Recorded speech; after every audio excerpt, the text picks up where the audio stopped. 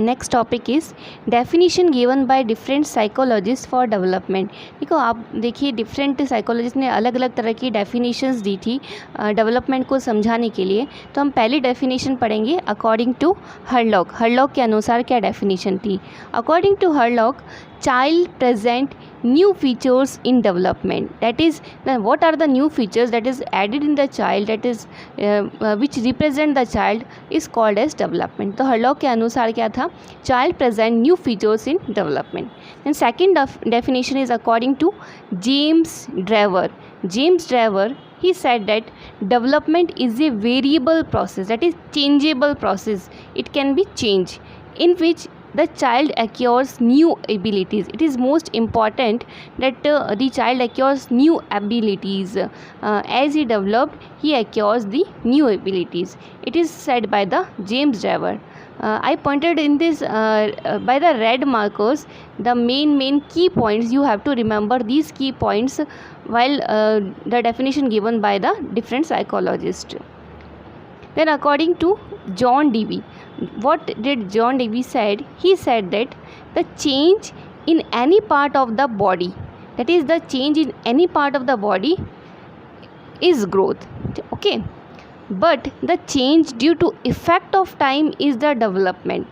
यानी कि चेंज क्या है? एक ऐसा परिवर्तन होता है, अगर हमारी बॉडी में किसी भी तरह का चेंज हो रहा है तो वो क्या कहलाएगा? ग्रोथ कहलाएगा। लेकिन वह चेंज जो कि टाइम के इफेक्ट के साथ में होता है वो हमारा डेवलपमेंट कहलाता है। तो ये डेफिनेशन जॉन डीवी ने दी थी। आपको हमेशा ये ध्यान रखना है कि अगर एग्ज़ाम में जैसे भी क्वेश्चन पुटअप होते हैं तो ये जो रेड पॉइंट्स है मैंने जो मार्क कर रखा है, तो आपको इन पॉइंट्स को ध्यान में रखना है कि जो ये चेंज है जब इफ़ेक्ट ऑफ टाइम आएगा तो ये वाली डेफिनेशन किसने दी थी? जॉन डीवी ने दी थी। और अगर अपन जेम्स ड्राइवर की डेफिनेशन देखेंगे तो वो वेरिएबल प्रोसेस और न्यू एबिलिटीज़, ये आपके की पॉइंट्स हो गए इस डेफिनेशन में, और ये डेफिनेशन आपकी जेम्स ड्राइवर ने दी थी। तो इस तरह से आपको एग्ज़ाम के अंदर, क्योंकि हमारे पास में इतना टाइम नहीं होता है कि पूरी डेफिनेशन याद रखें, तो हम अगर की पॉइंट को ध्यान रख लेते हैं तो it is easy for you to remember the whole definition. Okay, then moving toward the next definition, according to Monroe, development is a process leading from pregnancy to maturity. यानी डेवलपमेंट क्या है? एक ऐसा प्रोसेस है जो कि start कहाँ से होता है? प्रेगनेंसी यानी गर्भावस्था से मैच्योरिटी स्टेट तक जाता है, यानी कि परिपक्वता स्टेज तक जाता है. और ये डेफिनेशन किसने दी थी? मोनरो ने दी थी. Okay, moving to the next definition, according to Bruner and Jean पियाजे. ठीक है ना, जीन पियाजे ने क्या बोला था? The child can be taught anything at any stage of development. कि जो चाइल्ड है उसको हम कोई भी स्टेज के अंदर कुछ भी पढ़ा सकते हैं. Child can be taught anything at any stage of the development. अगर अपन कहते हैं ना बच्चों को शुरू से अगर संस्कार दिए जाते हैं तो उनके अंदर बहुत अच्छे संस्कार डेवलप हो जाते हैं. अच्छी आदतें अगर अपन उनको सिखाएंगे तो उनका विकास भी अच्छी जल्दी ही होगा. इसलिए कहते तो ये है कि जो इनिशियल स्टेजेस होती हैं वो बहुत ही इंपॉर्टेंट होती है किसी भी चाइल्ड के लिए, होल ह्यूमन बीइंग के लिए.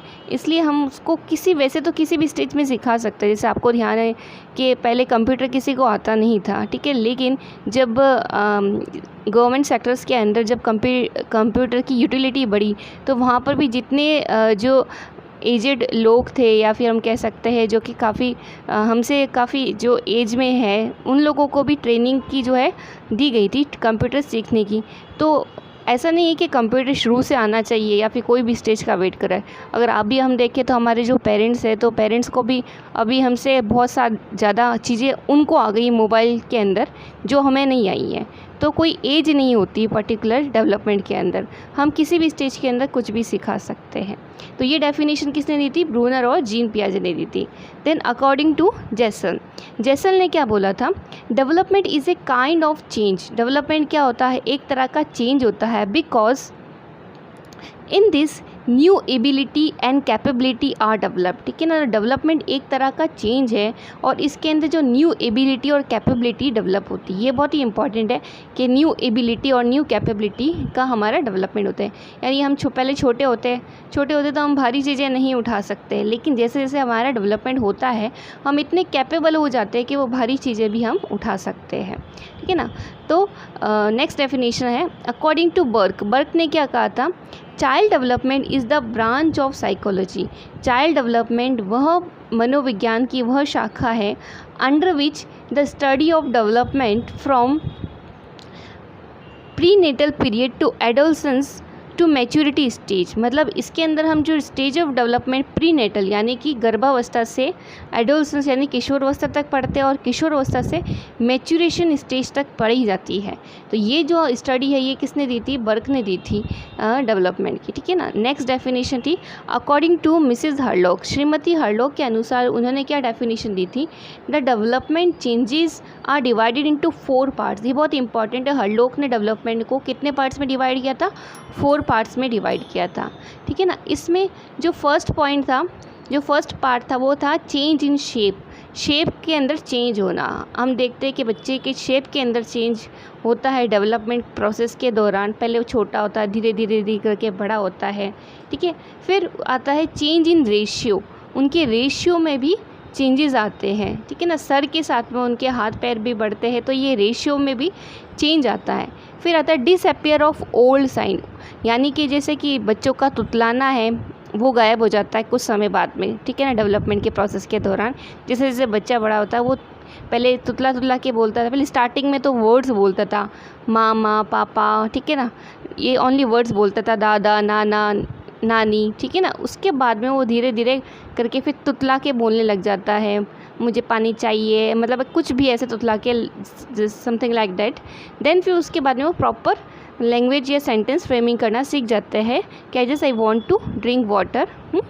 Okay, then next is rise of new science. New science मतलब न्यू साइन का मतलब ये होता है कि नई चीज़ों का मतलब डेवलपमेंट होना। जैसे कि हमारे नए दांत आते हैं, old disappear of old sign में तो क्या था कि दांत हमारे टूट जाते, दूध के दांत जो होते हैं टूट जाते हैं। लेकिन राइज ऑफ न्यू साइन में क्या होगा, origin of the new teeth, ठीक है ना, हमारे जो नए दांत हैं वो उनका डेवलपमेंट होता है या फिर वो आते हैं हमारे। तो ये सब डेफिनेशन किसने दी थी, ये मिसेस हरलॉक ने दी थी। और ये बहुत ही इंपॉर्टेंट है एग्जामिनेशन पॉइंट ऑफ व्यू से, इसमें कई बार क्वेश्चन इस तरह से भी पूछ सकते हैं। ओके।